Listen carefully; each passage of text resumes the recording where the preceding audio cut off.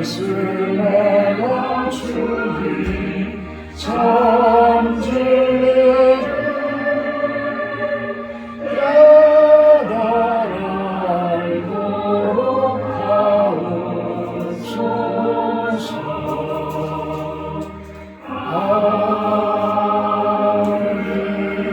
아멘. 199장입니다. 199장입니다.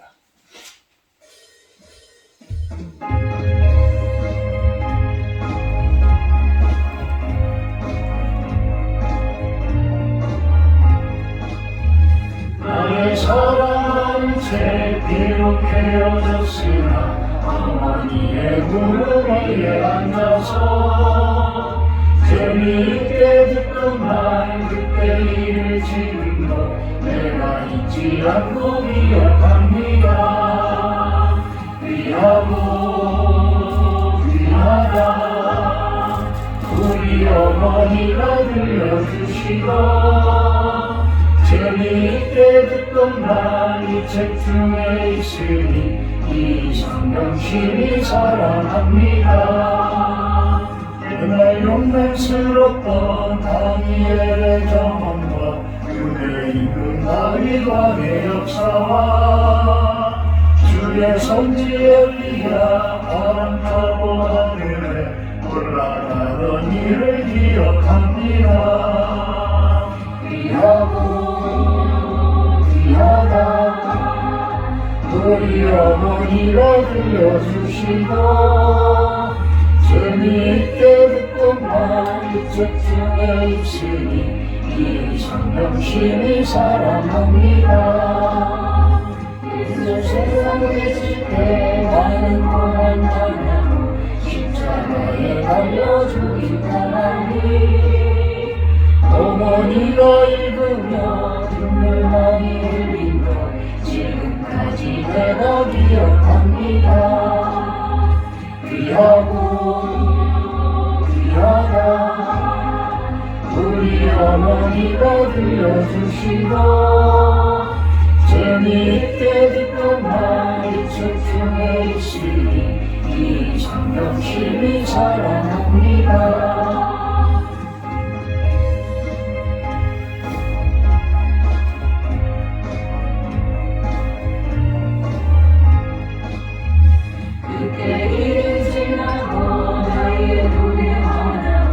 어머니의 말씀 기억하면서 나도 시시때때로 성경 말씀 읽으며 주의 뜻을 따라 살려 합니다.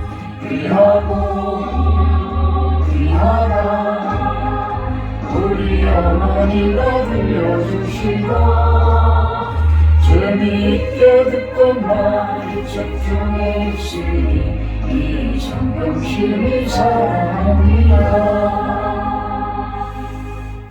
200장 하신 후에 예배 시작하도록 합니다. 200장입니다.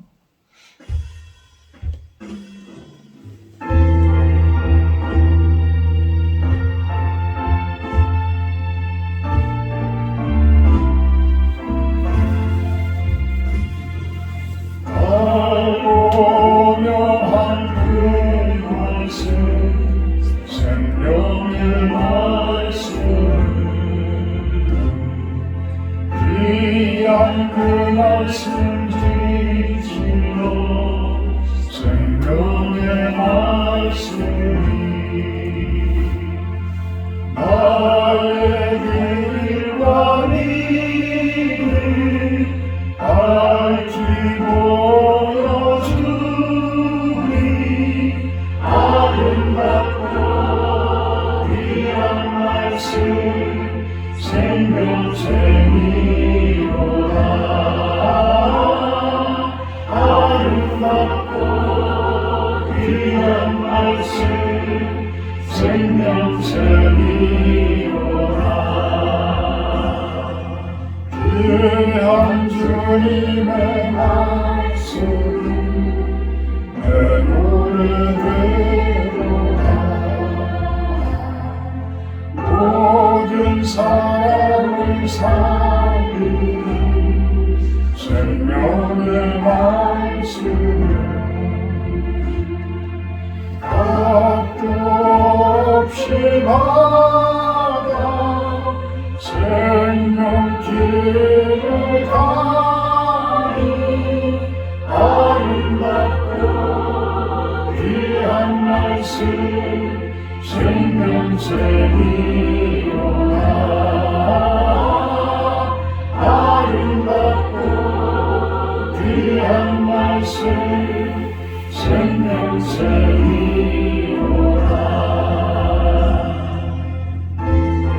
조용히 묵도하시고 자기 성 차리시고 갖도록 합니다. 묵도하십니다.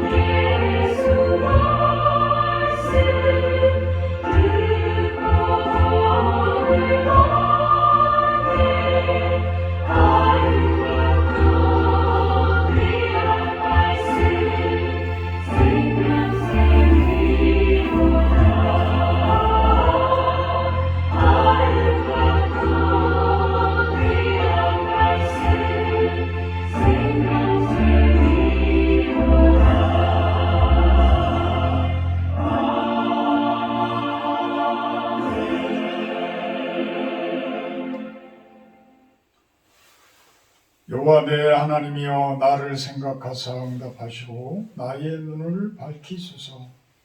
두렵건대 내가 사망의 잠을 잘까 하오며 두렵건대 나의 원수가 이르기를 내가 그를 이겼다 할까 하오며 내가 흔들릴 때 나의 대적들이 기뻐할까 하나이다.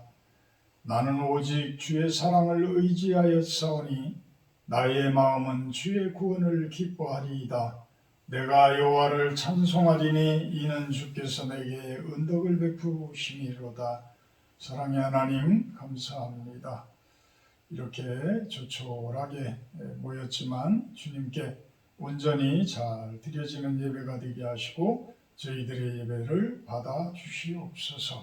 예수님의 이름으로 기도하옵나이다. 아멘. 찬송가 2장으로 찬양을 드립니다.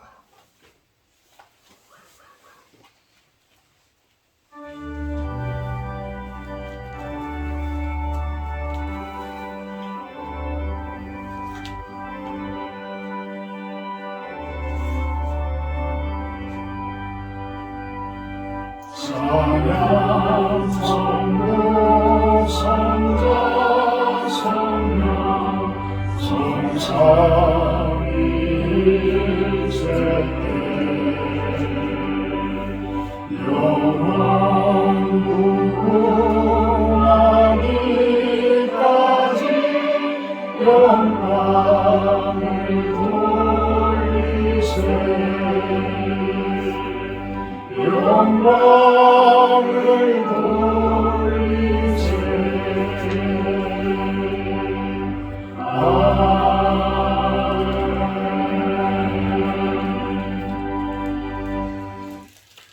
교동문 8번 들어가도록 합니다. 교동문 8번 시편 14편 내용입니다.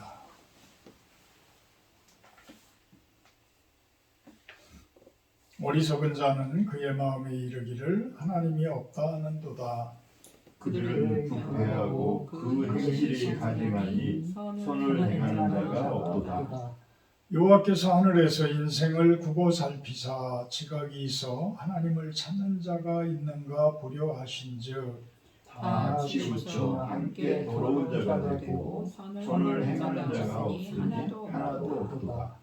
죄악을 행하는 자는 다 무지하냐. 그들이 떡 먹듯이 내 백성을 먹으면서 여호와를 부르지 아니하는도다. 그러나 거기서 그들은 두려워하고 두려워하였으니 하나님이 의인의 위에 계시리로다. 너희가 가난한 자의 계획을 부끄럽게 하나 오직 여호와는 그의 피난처가 되시도다. 이스라엘의 구원이 시온에서 나오기를 원한다. 여호와께서 그의 백성을 흑된 곳에서 돌리실 때에 야곱이 즐거워하고 이스라엘이 기뻐하리로다. 아멘. 사도신경 하실로 신앙 고백하도록 합니다.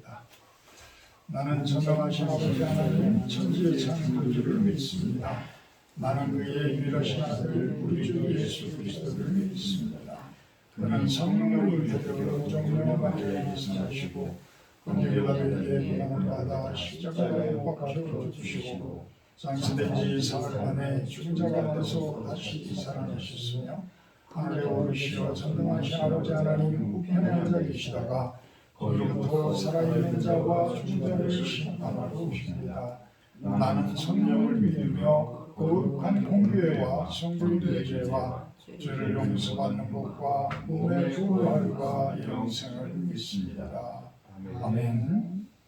202장 찬송하신 후에 구종신사는 기도해 주십니다.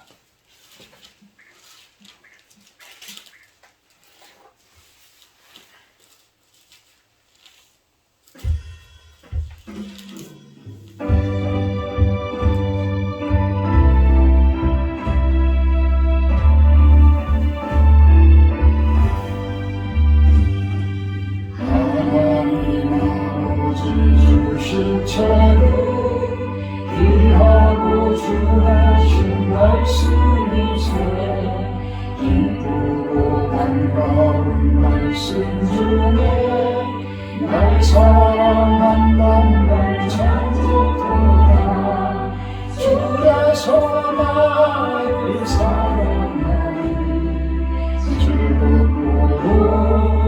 즐겁도다 주께서 나를 사랑하니 나는 참 기쁘다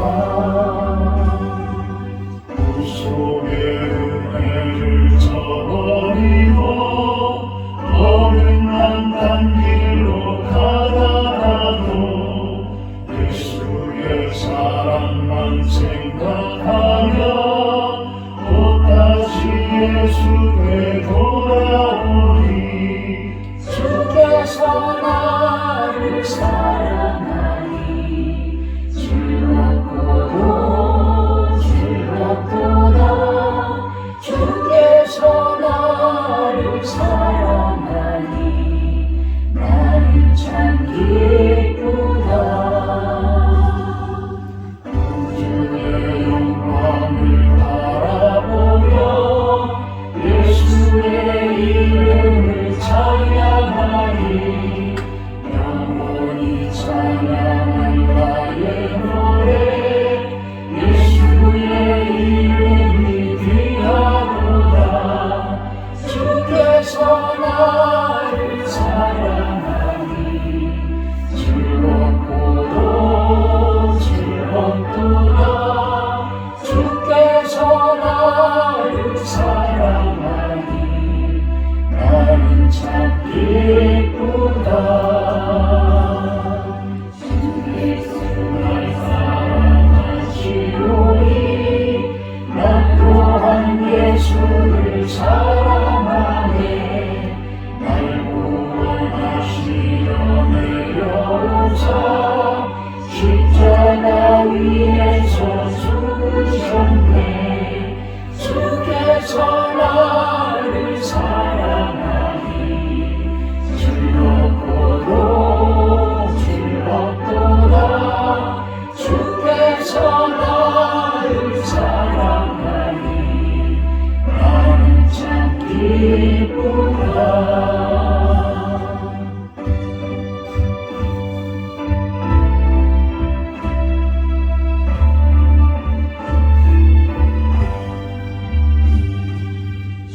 예수 날 사랑하시오니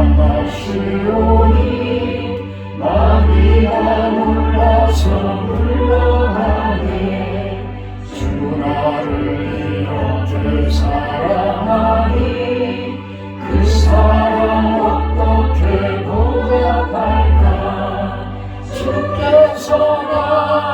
사랑하니 즐겁고도 즐겁구나 주께서 나를 사랑하니 나는 참 기쁘다.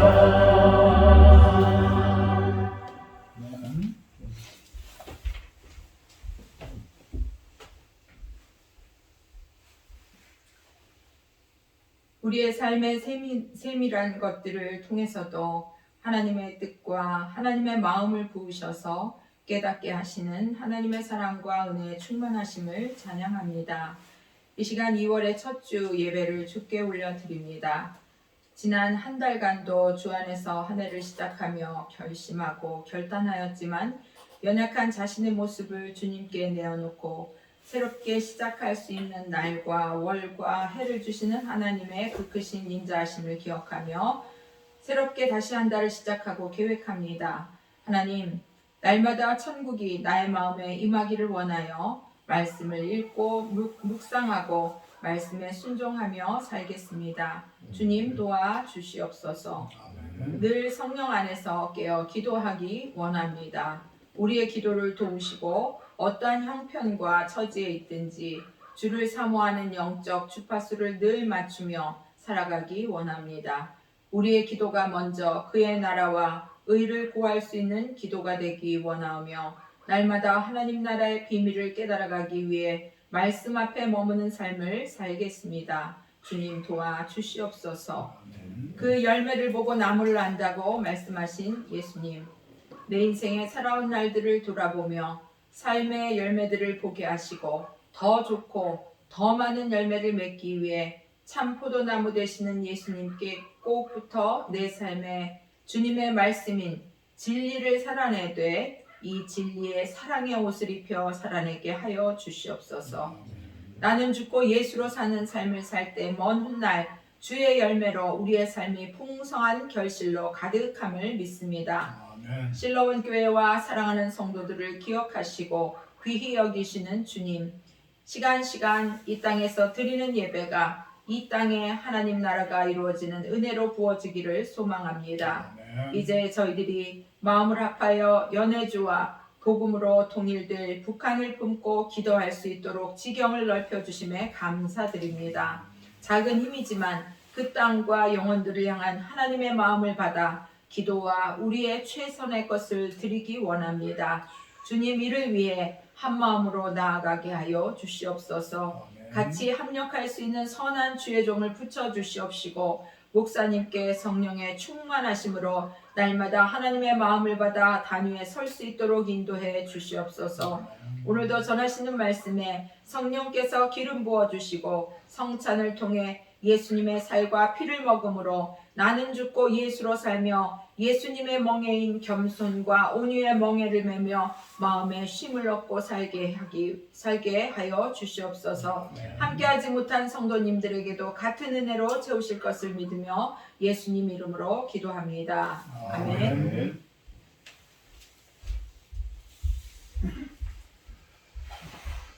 성경 말씀 봅니다. 마태복음 13장 19절에서 23절 말씀입니다. 마태복음 13장 19절에서 23절 제가 공독하도록 합니다. 아무나 천국 말씀을 듣고 깨닫지 못할 때는 악한 자가 와서 그 마음에 뿌려진 것을 빼앗나니 이는 곧 길가에 뿌려진 자요 돌밭에 뿌려졌다는 것은 말씀을 듣고 즉시 기쁨으로 받되 그 속에 뿌리가 없어 잠시 견디다가 말씀으로 말미암아 혼란이나 박해가 일어날 때에는 곧 넘어지는 자요. 가시떨기에 뿌려졌다는 것은 말씀을 들으나 세상의 염려와 재물의 유혹에 말씀이 막혀 결실하지 못하는 자요. 좋은 땅에 뿌려졌다는 것은 말씀을 듣고 깨닫는 자니 결실하여 어떤 것은 100배, 어떤 것은 60배, 어떤 것은 30배가 되느니라 하시더라. 아멘. 오늘 말씀 제목은 믿음의 단계 이렇게 정해봤습니다. 오늘 예수님께서는 19절에서 23절 사이에 네 가지의 그 믿음에 대해서 이야기를 해나갑니다. 돌밭에 뿌려진 씨앗에 천국 말씀이라고 표현을 하는데, 그 천국 말씀의 씨앗이 뿌려졌을 때에 그 네 부류의 사람들이 있다. 네 부류의 사람들이 있다. 그 말씀들을 어떻게 받아들이느냐. 과연 우리들은 어떤 단계에 있는 사람들일까? 어떤 단계에서 하나님의 말씀을 받아들이며 하나님의 예수님의 복음을 우리들이 받아들이고 있을까? 한번 우리들을 다시 되돌아보면서 우리들이 어떤 모습으로 서 있어야 하며 어떤 모습으로 앞으로 믿음의 사람들로 살아가야 할지를 한번 생각해보는 시간을 갖도록 합니다. 첫 단계는 19절에 길가에 뿌려진 자에 대해서 이야기를 합니다. 길가에 뿌려진 자. 아무나 천국 말씀을 듣고 깨닫지 못할 때는 악한 자가 와서 그 마음에 뿌려진 것을 빼앗나니 이는 곧 길가에 뿌려진 자요. 결국은 무엇이냐면 천국 말씀을 아무리 이야기를 하더라도 받아들이지를 않는 자들을 이야기해요. 받아들이지를 않는 자들. 왜? 이 마음의 땅이 너무 단단하게 굳어져서 이 말씀의 씨앗이 심겨져야 되는데 심겨지질 못하고 겉에서 돌아다니는 거예요. 바람이 휙 불면 이쪽으로 흘러가고 바람이 휙 불면 저쪽으로 흘러가고, 이런 모습의 말씀의 씨앗. 말씀의 씨앗이 그 마음밭이 너무나 경화되어지고 그 마음밭이 너무나 단단하게 굳어져 있기 때문에 파고 들어갈 틈이 없는 그런 사람.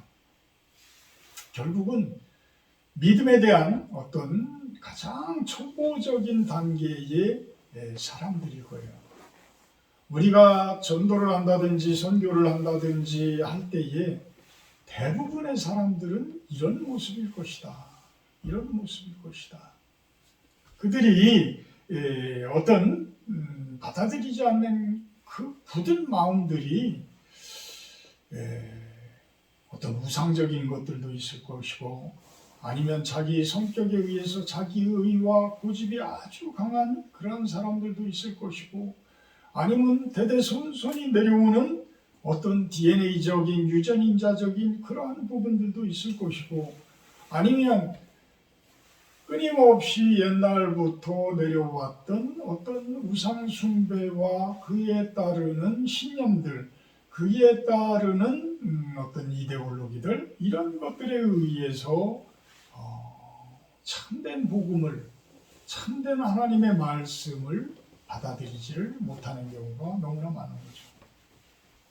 지금의 바리새인들과 서기관, 성경에서 예수님께서 그렇게 흉내키는 바리새인들과 서기관은 하나님의 말씀을 가장 가까이에서 접하고 그 말씀을 연구하는 사람들인데, 예수님께서는 그들에게 이러한 초보적인, 이러한 초등학문을 가지고 있는 사람들이라고 혼을 내요. 혼을 내요. 참 의아한 거죠. 그죠? 가장 가까이에서 하나님을 섬기고 가장 가까이에서 우리보다 훨씬 더 나은 위치에서 연구하고 말씀을 연구하고 한다는 사람들의 마음이 어찌 그렇게 단단하게 굳어져 있을까?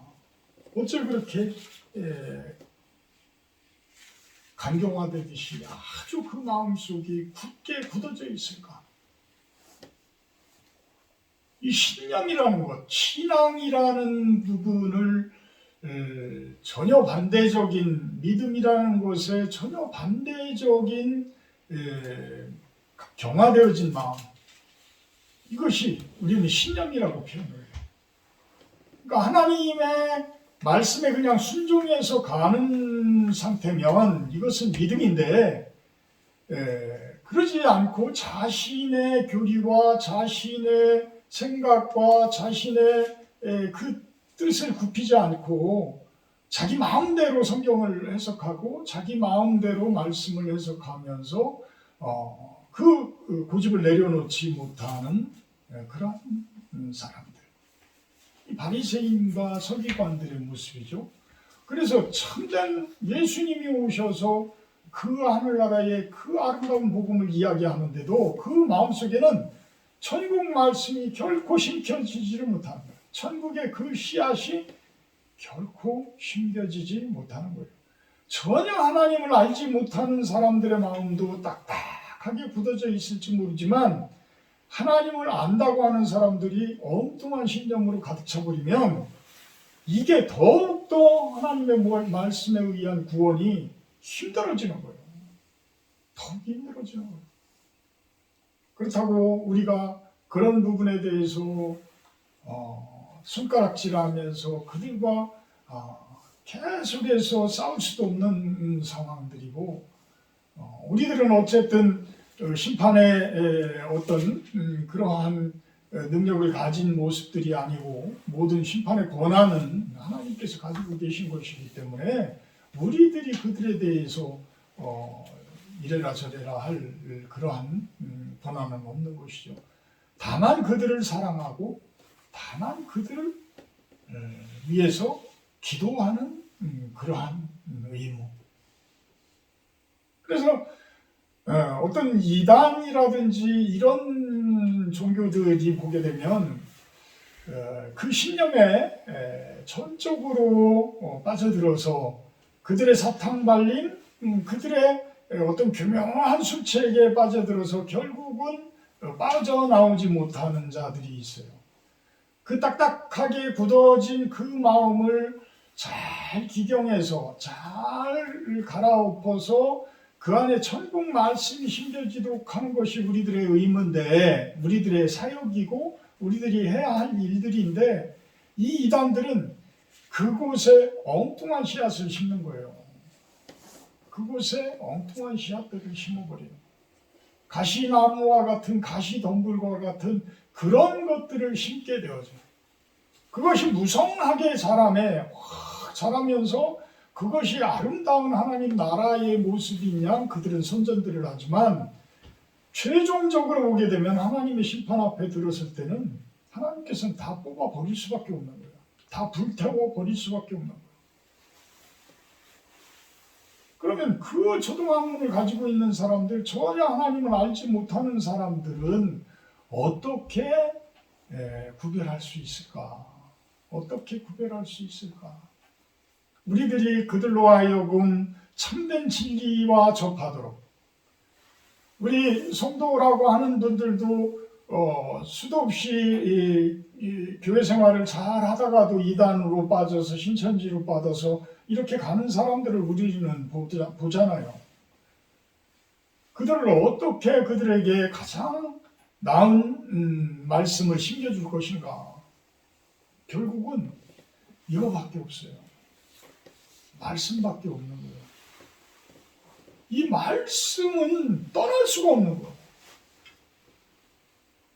그러니까 저는 그렇게 생각을 해요. 저는 모르겠어요. 어떤 통합 측 장로교회에서 학생부 생활을 해서 그런지 어떤 그 신비주의적인 그런 것보다는 말씀 위주의 그런 모습들, 말씀 위주의 그 예배들, 이런 곳에 익숙해져서 그런지 저는 말씀이 더욱더 중요하다라고 생각을 해요. 말씀을 떠난 기도, 말씀을 떠난 어떤 예배, 말씀을 떠난 설교, 이런 부분들은 우리가 좀 생각을 많이 해야 돼요. 모든 것들이 기초가 말씀에서 시작돼야죠. 말씀에서 시작돼요. 말씀에 입각한 기도, 말씀에 입각한 설교, 말씀에 입각한 예배. 그거를 벗어나게 되면 이상한 신념이 되어지게 되고, 이상한 나무가 심겨지게 되고, 어떤 이상한 그 종교가 탄생이 되어지게 되고, 이런 모습이 되어지는 것이죠. 우리들이 내 마음속에 얼마나 내 마음속이 말씀 앞에 부드러운 땅이냐. 여러분들이 예배 끝나고 났을 때 물론 이제 설교자의 역할도 중요하지만 예배 끝나고 났을 때에 여러분들이 묵상 끝나고 났을 때에 얼마나 그 말씀이 내 마음속에 자리 잡고 있느냐. 얼마나 오랫동안 내 마음속에서 나를 이끌고 있느냐. 아주 중요합니다. 내 마음이 단단해지면 내 마음이 굳게 굳어져 있으면 예배가 끝나고 나서도 설교가 무슨 설교가 됐는지도 모르고 내가 어떤 기도를 했는지도 모르고 이런 상태가 되어지는 것이죠. 그래서 지금 이야기하는 19절에서 이야기하는 가장 길가에 뿌려진 이 상태의 단계, 이것은 믿음의 가장 어찌 보면 초보적인 단계일 것이다. 믿음의 두 번째 단계는 20절에서 21절에 돌밭에 뿌려진 자들에 대해서 이야기를 합니다. 돌밭에 뿌려졌다는 것은 말씀을 듣고 즉시 기쁨으로 받되 그 속에 뿌리가 없어 잠시 견디다가 말씀으로 말미암아 환난이나 박해가 일어날 때에는 곧 넘어지는 자다. 우리들이 봄에 밭을 일구고 씨를 뿌려요. 씨를 뿌리면 흙을 깊게 씨앗을 깊게 심게 되면 얘네들이 나오지를 못하니까 바로 나오지를 못하니까 씨앗을 아주 얇게 뿌려요. 얕은 곳에 뿌리고 흙을 살짝 덮어줘요. 그러고서 물을 주게 되는데 그냥 놔두게 되면 얘네들이 싹을 트고 막 올라갔다가 비가 오지 않든지 내가 물을 주지 않으면 얘네들이 어떤 상태가 돼요? 그냥 싹 말라 죽어요. 그래서 우리 농부들이 우리 전이지방은 많이도 그 묘목들을 나무 묘목들 농사들을 많이 하는데 그분들이 하는 방법은 뭐예요? 차광막을 덮어줘요. 차광막을 덮어주고 그 차광막을 덮은 위에다 물을 쫙 뿌려줘요. 그러면 이 차광막 때문에 그 물이 날아가지를 않고 그 차광막 자체가 흙의 역할을 하는 거죠. 그래서 흙의 역할을 해서 얘들이 어느 정도 자라서 뿌리를 쭉 땅속에 어느 정도 내리게 되면 그때서 차광막을 걷어주게 됩니다. 돌밭에 뿌려졌다면 밑에가 딱딱한 돌들이에요. 그러니까 깊게 가를 수가 없어. 깊게 가를 수가 없어. 깊게 가를 수가 없는 그곳에 뿌려진 어떤 식물들은 잘 자랄 수가 없는 상태라는 것이죠. 그래서 이렇게 돌밭에 뿌려진 그 상태들은 말씀을 깊이 받을 수가 없고 이것들은 어떤 아직도 내 안에 있는 우상들, 나의 고집들 이런 것들 때문에 큰 힘을 발휘할 수가 없다는 거예요. 그래도 아주 딱딱하게 굳어진 그 길가의 딱딱한 땅보다는 그래도 좀 흙이 있으니까 말씀이 파고 들어올 수도 있지만 이 말씀이 내 마음속에 돌밭이 꽉 자리 잡고 있기 때문에 그것까지 뿌리를 내릴 수 있는 그 상황은 될 수가 없다라는 거예요. 우리 두 집사님들과 진도 여행을 했지만 참 우리 그 밭이 겉보기에는 뭐 풀도 이렇게 잘 자라 있고 그러니까 별거 아닌 것 같지만 삽이 안 들어가요. 꽃갱이가 뾰족한 꽃갱이로 파야 파지는 그런 밭이에요. 그래도 그곳에서 그 종려나무가 얼마나 그 참 생명력이 강한 나무인지 그 나무들은 지금은 이제 칡농풀을 제가 다 죽여가지고 종려나무만 이렇게 보이죠. 작년 봄까지는 작년 여름까지는 그냥 그 칡농풀이 다 덮고 있었어요. 다 덮고 있었어요. 그 칡농풀이 그렇게 덮고 있는데도 그 속에서 걔네들은 아주 작은 빛만 들어와도 살아남은 거야.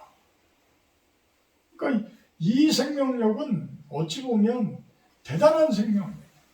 그래서 예수님께서 예루살렘에 입성을 할 때에 종려나무들을 다 그 가지들을 막 깔고 가지를 들고 많은 성도들이 그렇게 호산나 하면서 예수님을 맞이하고 했던 것 아닐까라는 생각을 해요.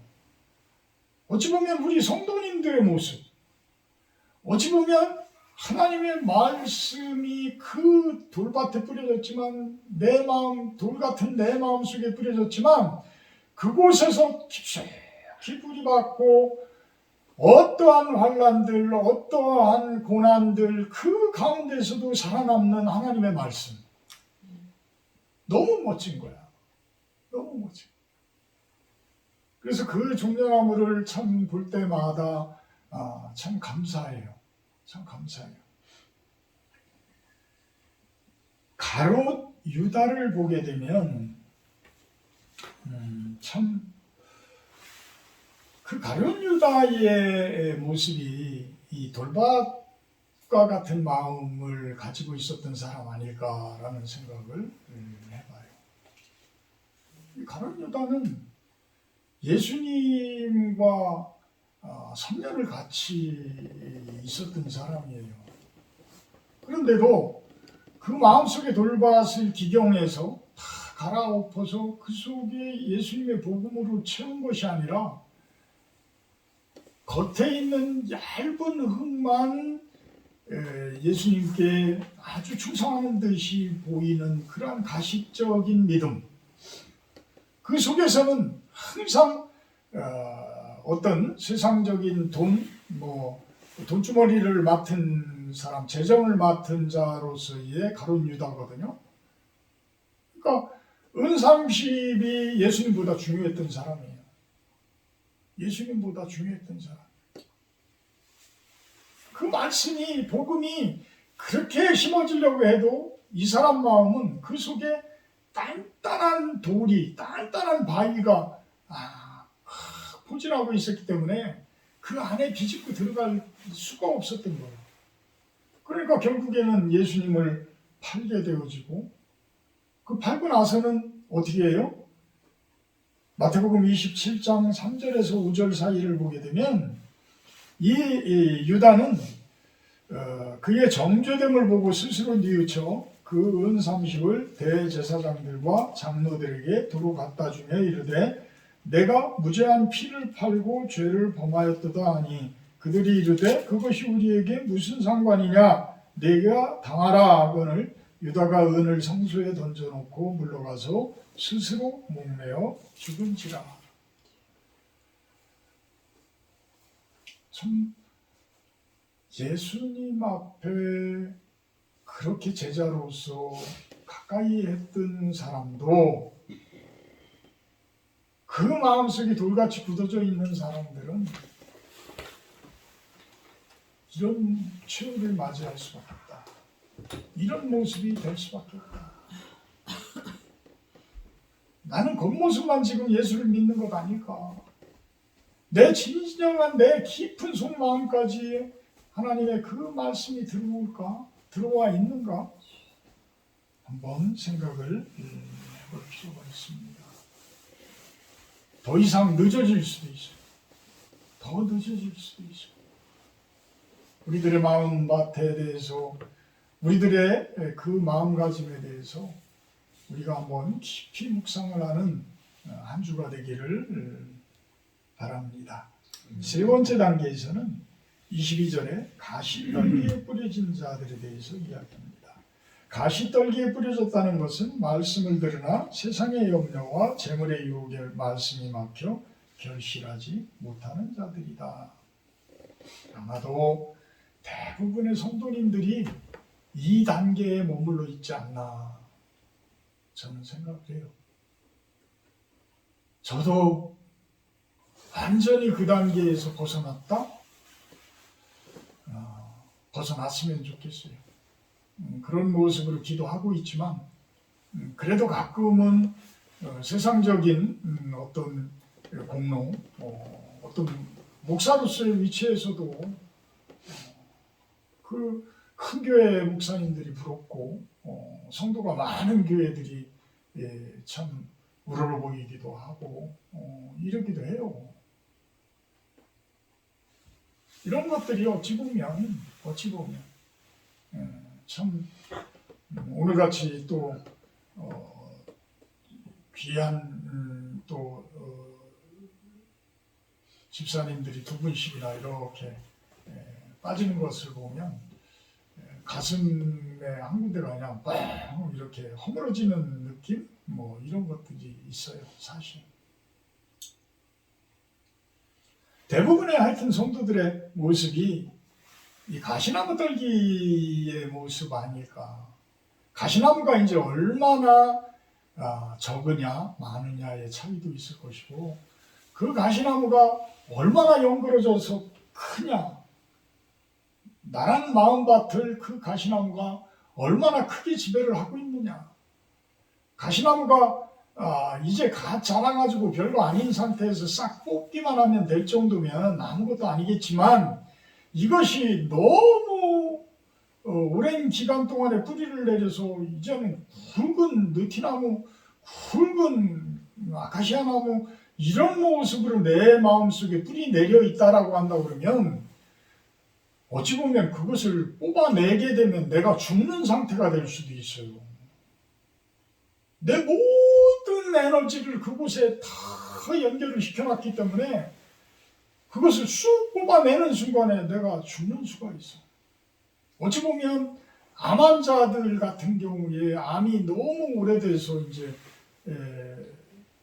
거의 말기 상태에 되어진 부분들은 수술을 할 수도 없잖아요. 수술해서 뽑아내게 되면, 수술해서 잘라내게 되면 내 생명이 없어지니까. 이 가시나무 상태를 여러분들은 어떤 상태로 지금 내 마음속에 가지고 있느냐, 한번 바라볼 필요가 있는 거예요. 바라볼 필요가. 그 가시나무들이 뭐예요?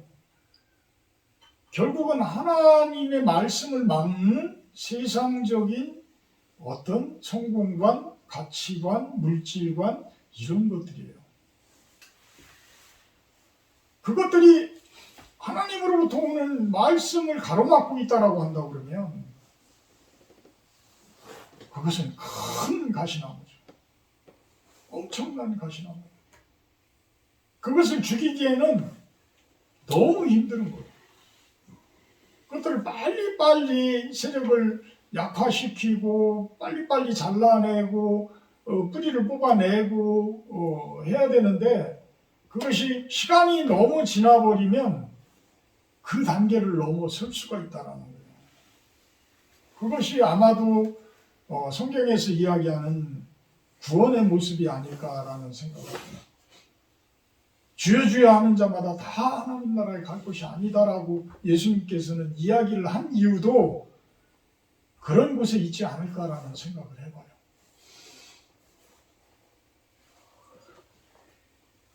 요한일서 3장 16절에서 17절을 보게 되면 그 이야기를 합니다. 이는 세상에 있는 모든 것이 육신의 정욕, 안목의 정욕, 이생의 자랑이니 다 아버지께로부터 온 것이 아니요 세상으로부터 온 것이라. 이 세상도 그 정욕도 지나가되 오직 하나님의 뜻을 행하는 자는 영원히 거하느니라.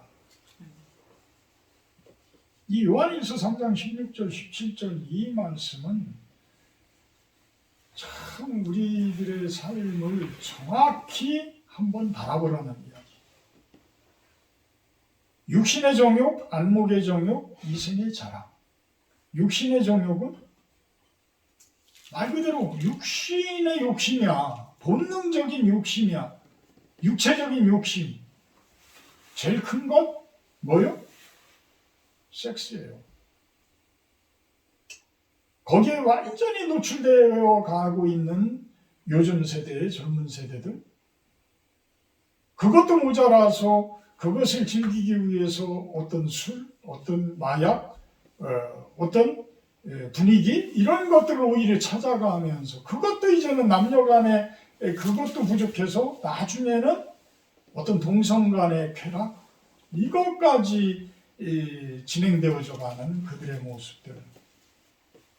모르겠어요. 그분들을 일부 진보적인 목사님들은 차별을 해서는 안 된다라고 하는데, 글쎄요, 어디서 어디까지 차별을 하지 말아야 될지 저는 모르겠어요. 오히려 그 사람들이 죄인데 그 죄를 조장하는 찬성이 되어진다라고 그러면 저는 그 목사님들이 죄를 짓는 거라고 저는 생각을 해요. 목사라는 사람들은 성도들이 죄를 짓지 않도록 하도록 하는 것이 사역이거든요. 우리의 사역이거든요. 사역이 뭐예요? 하나님의 일을 하는 거예요. 사명, 하나님의 명령을 이행해 나가는 사도로서 이행해 나가는 자들인 거예요. 사명자거든요. 육체적인 쾌락 너무들 오픈되어 있어요. 이제는 뭐 간통죄, 간음죄 이런 것들도 우리가 좋아서 자유스럽게 우리의 자유인데 왜 그것까지 법적으로 막아? 이렇게 되잖아요. 지금 동성간에 어떤 우리가 그냥 우리 자유대로 우리는 그게 더 좋아서 그게 좋아서 하는데 왜 니네들이 간섭이야? 하나님이 보시기에 죄라면, 죄가 아니라면 상관없어요. 하나님이 보시기에 죄라면 저는 절대 찬성할 수가 없어요. 절대 찬성을 할 수가 없어요. 죄인데 어떻게 찬성을 해요? 그게 죄악이 된다라고 그러면 어떻게 찬성을 해요? 그분을 위해서 할 수가 없죠. 식탐, 나태함 이런 것들도 다 육신의 종이에요. 어떤 음식이라든지 이런 것들도 너무 막 욕심을 부려서 너무 막 먹는 경우도 있고 그러잖아요. 육신에 의해서 어떤 육신의 편안함만을 추구하는 그러한 나태함, 게으름 이런 것들도 육신의 정욕에 속한다고 볼 수가 있는 거죠. 그 다음에는 안목의 정욕, 눈으로 보는 욕심, 눈으로 보이는 욕심. 뭐 큰 집, 좋은 자동차, 어떤 명품들, 명품백 뭐 이런 것들도 뭐 몇천만 원 하는 것도 있고 뭐 그러더라고요. 뭐 금은 보석들 뭐 이런 곳에 너무 치우쳐서 오히려 그것을 탐하면서 죄를 짓는 경우 있잖아요. 도둑질 하기도 하고 또 그렇게 멋지게 그런 것들을 멋지게 산다라고 표현을 하면서 그런 것들을 위해서 기업을 하든 뭐를 하든 죄에 대해서 민감하지 않고 오히려 자신들의 그 안목의 정욕을 채우기 위해서 죄를 저지르는 그런 경우들. 이런 것은 하나님으로부터 온 것이 결코 아니라는 거예요. 그 다음에 이생의 자랑. 이생의 자랑들은 저는 그렇게 표현하고 싶어요. 음흉한 마음의 욕심이다. 음흉한 마음의 욕심이다. 교묘히 감추면서 자신을 내세우는 거예요. 근데 이게 어찌 보면 착각이야. 남들은 그 사람에 대해서 전혀 그렇게 높게 봐주지를 않는데 본인이 좋은 옷 입고 본인이 명품 옷 입고 본인이 명품 자동차, 멋진 자동차, 비싼 자동차 이런 것을 끌고 다닌다라고 한다 그러면 많은 사람들이 그 사람을 위해 줄 것 같죠. 그래서 심지어는 월세방 살면서도 차는 뭐 외제차를 끌고 다니기도 하고 이런 모습들을 우리는 보기도 해요. 이것은 결국은 교만이고 내세우고 싶은 마음이고 남들을 지배하려고 하는 마음이고 자기 공로를 세우고자 하는 마음이고 자기의 의의를 세우고자 자기의 고집을 세우고자 합니다.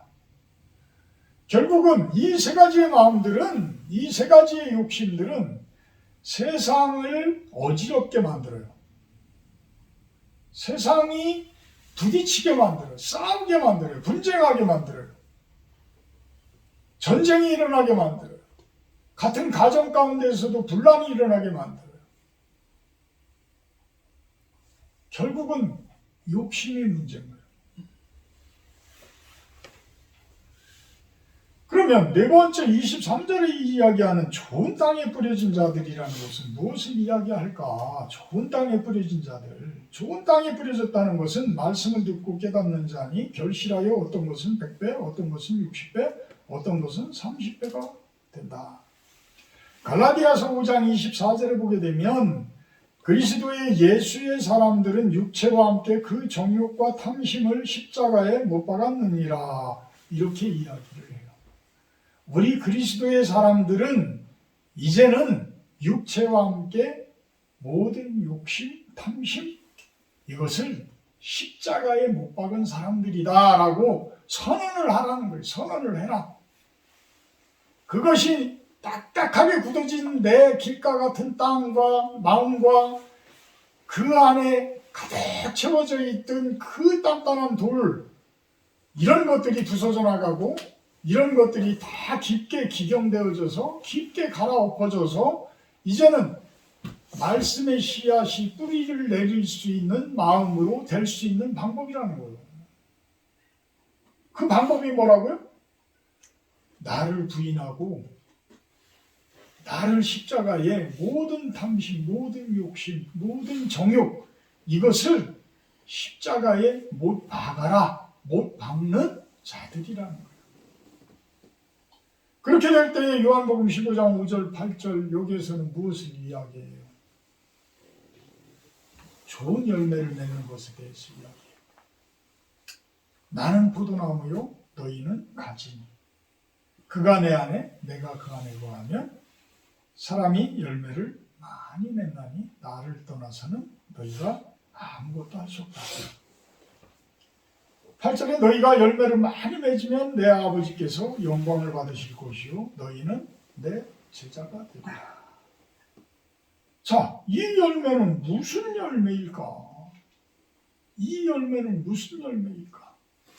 하나님께서는 예수님께서는 열매 그러고 결실 그러는데 그 결실이 과연 무엇일까? 그 결실이 100배, 60배, 30배 이렇게 이야기하는데 누가복음에서 반대로 이야기하죠. 30배, 60배, 100배 이렇게 이야기하는데 과연 이 열매들이 무엇을 이야기할까? 우리 한번 쉽게 생각을 해보자고요. 쉽게. 여러분들은 복받은 상태를 어떻게 표현해요? 행복하다라고 표현을 하죠. 그죠? 행복하다라고 표현을 해요. 근데 이 행복은 하나님을 아는 사람들과 모르는 사람들이 이야기하는 행복은 많은 차이가 나요. 많은 차이가 나. 그래서 저는 그거를 더러운 행복과 거룩한 행복이라고 한번 나눠봤어요. 더러운 행복과 거룩한 행복이다. 어떤 육신의 정욕을 그냥 노출하면서 그 속에서 얻어지는 그 쾌락, 그것을 행복이라고 표현하는 사람들도 있어요.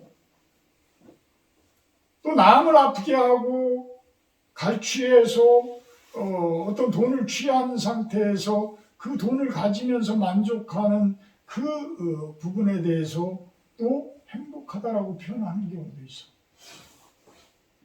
저는 그 부분을 결코 하나님께서 주시는 열매라고 저는 보지 않아요. 하나님께서 주시는 결실, 하나님께서 주시는 결실은 거룩한 행복이에요. 거룩한 행복. 돈이 되어졌든 어떤 관계가 되어졌든 어떤 무슨 상태가 되어졌든 간에 거룩한 상태의 행복감을 느낄 수 있다라고 한다고 그러면 그것은 하나님이 주시는 행복이다. 저는 이렇게 말씀드릴 수가 있어요. 그 열매가 30배, 60배, 100배. 여러분들은 이해가 가요? 이번에 진도 여행을 하면서 우리 김재훈 집사님의 그 기도 가운데에서 그래도 김재훈 집사님의 신앙이 참 좋구나라는 그런 느낌을 제가 많이 받았어요. 그 가운데의 기도 가운데에서 참 남들이 보지 못하는 것들을 보면서 감사할 수 있는 것들, 참 진도라는 곳이 멀어서 그런지 관광객도 별로 없고 장사하는 사람들도 서비스 정신이 뭐 완전히 빵점이고 뭐 이런 상태인데도 우리가 그 가운데에서도 감사할 수 있고 좋은 경관을 볼 수 있고 좋은 경치를 느끼면서 느낄 수 있고 이런 모습들이 얼마나 거룩한 행복일까. 이런 것들이 우리 마음밭이 그만큼 말씀으로 채워지고 우리 마음밭이 좋은 오토가 되어지게 되면 우리는 더욱더 많은 행복감들을, 거룩한 행복감들을 우리는 느낄 수 있다는 거예요. 매일매일 순간순간. 그것이 우리가 얼마나 좋은 땅이고 얼마나 좋은 말씀이 내 안에 있느냐에 따라서 빵점이 될 수도 있고 10배가 될 수도 있고 30배가 될 수도 있고 60배가 될 수도 있고 100배가 될 수도 있다라는 거예요. 그렇게 생각하지 않으세요? 내 마음밭이 문제인 거야. 내 마음밭이. 설교자가 문제가 아니고 예수님이 문제가 아니고 결국은 내 마음밭이 문제인 거야. 내 마음밭에 얼마나 하나님의 말씀이 심어지게 되느냐. 그것에 의해서 천국 열매가 맺혀지기 시작. 이 천국의 열매, 이것이 거룩한 행복이라고 저는 표현을 하고 싶어요. 거룩한 행복. 여러분들에게 그 거룩한 행복이 30배, 60배, 100배의 결실을 맺는 여러분들의 신앙이 되기를 주님의 이름으로 축복하고 축원합니다. 아멘. 사랑의 하나님 감사합니다. 우리의 마음밭을 한번 되돌아보는 시간이었습니다. 좋은 땅이 되어지게 하시옵소서. 그리하여서 우리를 통해서 하나님께서 그 맺은 열매들을 가지고 영광 받으시기를 소망합니다. 감사드리며 예수님의 이름으로 기도합니다. 아멘. 229장 하면서 성찬식으로 갑니다.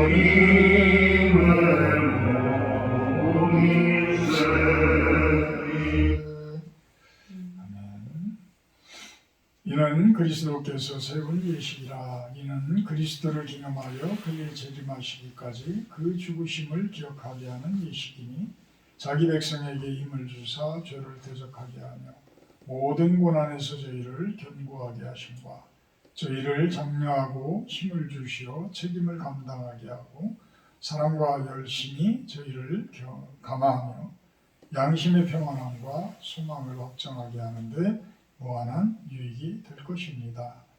분명합니다. 주 예수 그리스도께서 잡히시던 날 밤에 떡을 취하며 축사하시고 떼어주셨으니 나도 지금 그의 이름으로 이 떡을 나누어 주니 받아 먹으십시오. 아멘. 한 분 한 분.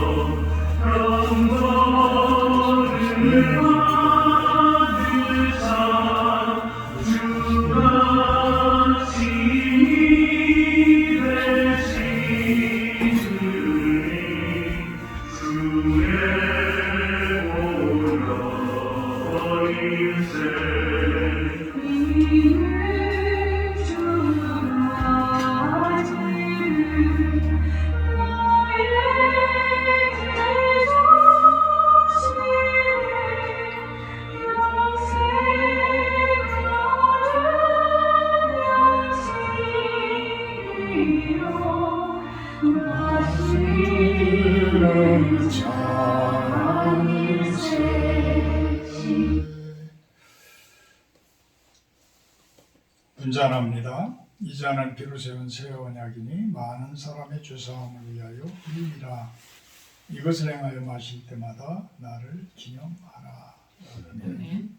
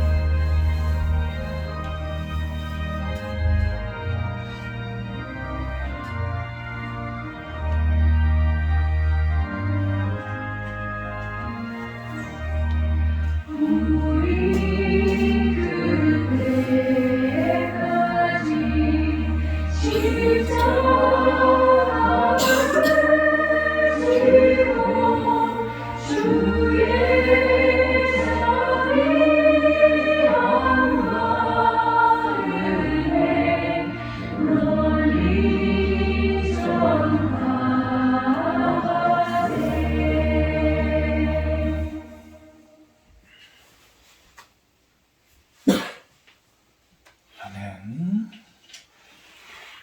50장 6절하며 봉헌하도록 합니다.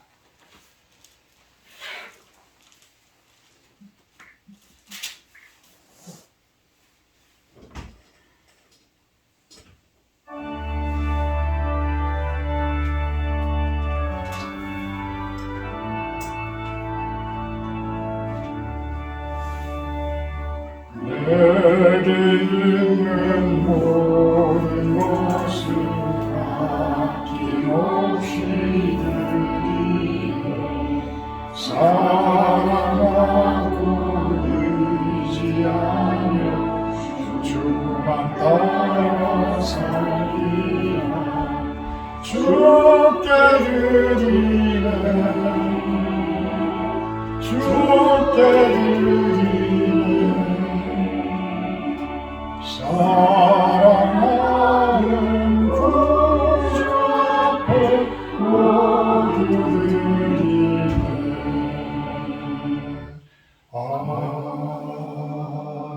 아멘. 극한 물질 올려드립니다.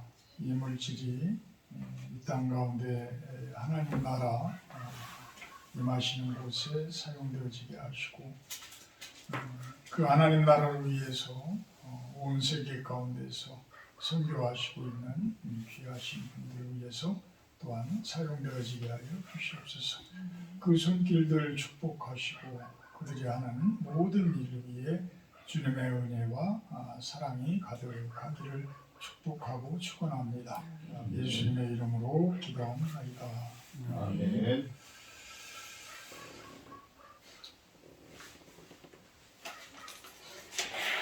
다음 주 주일 예배 기도는 또 구정심 사모님이 해주셔야겠습니다. 오늘 식사는 실로원에서 합니다.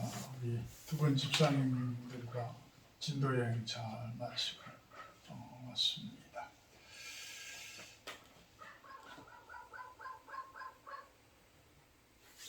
206장 찬송하시는 게 축도로 내려놓치고 갑니다.